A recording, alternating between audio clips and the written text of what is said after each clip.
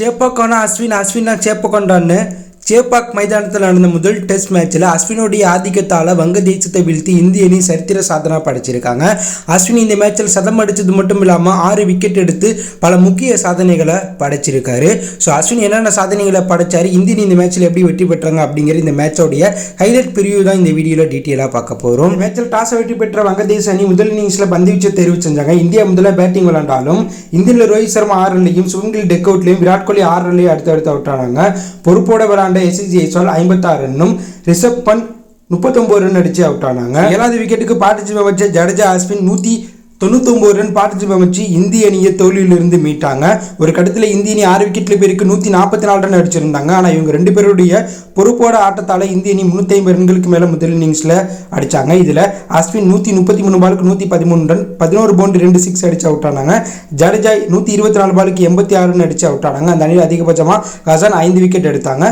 இந்திய அணி முதல் இன்னிங்ஸில் 91.2 முடியல 10 விக்கெட்ல பேருக்கு 376 ரன் அடிச்சாங்க. முதல் இன்னிங்ஸில் பேட்டிங் ஆடிய வங்கதேச அணியுடைய தொடக்கம் மோசமாக இருந்துச்சு. அந்த அணியை சேர்ந்த இஸ்லாம் 2 ரன்லையும் ஹசன் 3 ரன்லையும் அவுட் ஆக சாண்டோ 20 ரன் அடிச்சாங்க. அதற்கப்புறம் உள்ள வந்த வீரர்கள் யாருமே பொறுப்போட விளையாடல. அதிகபட்சமாக சகிபுல் ஹசன் 32 ரன்னும் லிட்டில் தாஸ் 22 ரன்னும் ஹசான் 27 ரன் அடிச்சாங்க. இதனால வங்கதேச அணி 47.11 முடியல 10 விக்கெட்ல பேருக்கு 149 ரன் அடிச்சாங்க. இந்திய அணி பந்து வீச்சு தரப்புல பும்ரா 4 விக்கெட்டும் சிராஜ் அக்தீப் 2 விக்கெட் எடுத்தாங்க. 227 ரன் முன்னிலையில் 2வது இன்னிங்ஸில் பேட்டிங் விளையாண்ட இந்தியாவுடைய தொடக்கம் மோசமாக இருந்துச்சு.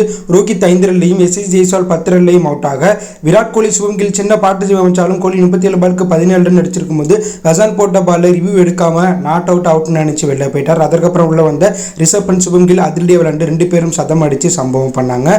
இதில் ரிஷப் பண்ட் 128 பாலுக்கு 109 ரன் 4 6 13 பவுண்டரி அடிச்சிருப்பார். இதன் மூலம் ரிஷப் பண்ட் டோனியோடைய சாதனையை சமன் செஞ்சிருக்கார். அதாவது டெஸ்ட்ல டோனி விக்கெட் கீப்பரா இந்திய அணிக்கு 6 சதம் அடிச்சிருக்கார். அந்த சாதனையை ரிஷப் பண்ட் இந்த போட்டியில சதம் அடிக்கிறது மூலம் சமன் செஞ்சிருக்கார். அதிரடி விளையாண்ட சுவங்கில் 176 பாலுக்கு 119 ரன் 10 பவுண்டரி 4 6 அடிச்சு கிரீஸ்ல இருந்தார். சுவங்கில் இந்த மேட்ச்ல சதம் அடிக்கிறது மூலம் கடந்த 2 வருடமா சர்வதேச போட்டியில அதிக சதம் அடிச்ச வீரர், 26 வயதுல அதிக சதம் அடிச்ச வீரர் அப்படிங்கிற ஒரு சில முக்கிய சாதனையை சுவங்கில் படைச்சாங்க. ரோஹித் சர்மா 64 ஓவர் இருக்கும்போது 4 விக்கெட்ல பெருக்கி 287 ரன் இந்தியா அடிச்சிருக்கும் போது டிக்ளேர் கொடுத்திருப்பார். அந்த கட்டத்தில் இந்திய அணி 514 ரன் வங்கதேசத்தை விட இந்தியா அடிச்சு இந்திய அணி வங்கதேசத்துக்கு 514 ரன் 2வது இன்னிங்ஸ்ல அடிச்சா வெற்றி பெறலாம் அப்படிங்கிற ஒரு மிகப்பெரிய டார்கெட்டை கொடுத்திருப்பாங்க. ஸோ நேற்று 3வது நாளில் அந்த அணியை சேர்ந்த ஹசான் இஸ்லாம் ஒரு நல்ல பார்ட்டிசிபேட் அமைச்சிருப்பாங்க. ஆனால் ஹசான் 33 ரன் அடிச்சிருக்கும் போது பும்ரா போட்ட பால்ல எஸ்சி ஜெய்ஸ்வால்ட்ட கேட்ச் கொடுத்துட்டு வெளில போக இஸ்லாம் 35 ரன் அடிச்சிருக்கும் போது அஸ்வின் போட்ட பால்ல கில்ட்ட கேட்ச் கொடுத்துட்டு வெளில போயிருப்பாங்க. மீண்டும் 13 ரன்லையும் முஸ்தபிசுர் ரஹ்மான் 13 ரன்லையும் அவுட் ஆக 3வது நாள் முடிவில் 144 ரன் அடிச்சு 4 விக்கெட்ல பேருக்கு கேப்டன் சாண்டோ மட்டும் அரை சதம் அடிச்சு 3வது நாளை முடிச்சிருப்பாங்க.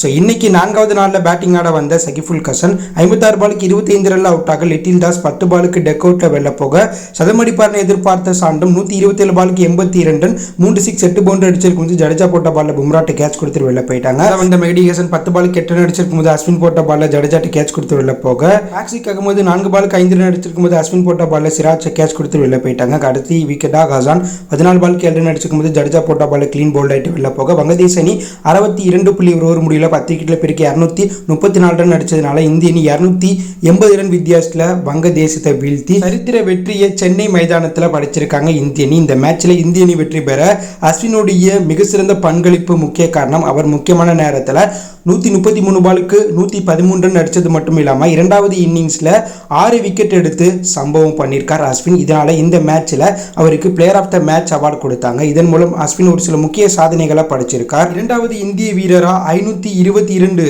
விக்கெட் எடுத்து அதிக விக்கெட் எடுத்த இந்திய வீரர்கள் லிஸ்ட்ல 2வது இடத்துலையும் அதிக முறை 5 விக்கெட் ஆல் எடுத்த வீரர்கள் பட்டியலில் இந்திய வீரரா முதல் இடத்திலையும் உச்சயா முரளிதரனுக்கு அடுத்த இடத்திலையும் 37 முறை 5 விக்கெட் ஆல் எடுத்து சாதனை படைச்சிருக்கார் அஸ்வின். அடுத்ததாக டோனியை விட கம்மியான டெஸ்ட் இன்னிங்ஸ் விளையாண்டு 142 டெஸ்ட் இன்னிங்ஸ்ல 6 சதம் அடிச்சிருக்கார். டோனி 144 இன்னிங்ஸ்ல 6 சதம் அடிச்சிருக்கார். அந்த அளவுக்கு டோனிக்கு இணையான பேட்டிங் ரெக்கார்ட் டெஸ்ட்ல வச்சிருக்கார் அஸ்வின். இதேபோல இந்த மேட்ச்ல player of the match award வாங்குறது மூலம் விராட் கோலி ஜடேஜாக்கு அடுத்தபடியா 10 முறை டெஸ்ட்ல பிளேயர் ஆஃப் த அவார்டு வாங்கின இந்திய வீரர் அப்படிங்கிற சாதனையை அஸ்வின் படைச்சிருக்கார். சென்னை மைதானத்தில் தமிழக வீரர் அஸ்வின் செய்த இந்த சம்பவ சாதனைகளை பற்றி என்ன நினைக்கிறீங்க? வங்கதேசத்துக்கு எதிராக இந்திய அணி முதல் டெஸ்ட் மேட்சை ஜெயிச்சிருக்காங்க. இதே போல 2வது டெஸ்ட் மேட்சை ஜெயிப்பாங்களா அப்படி ஒரு கருத்தை கமெண்ட்ல லீவ் பண்ணுங்க. தேங்க்யூ ஃபார் வாட்சிங்.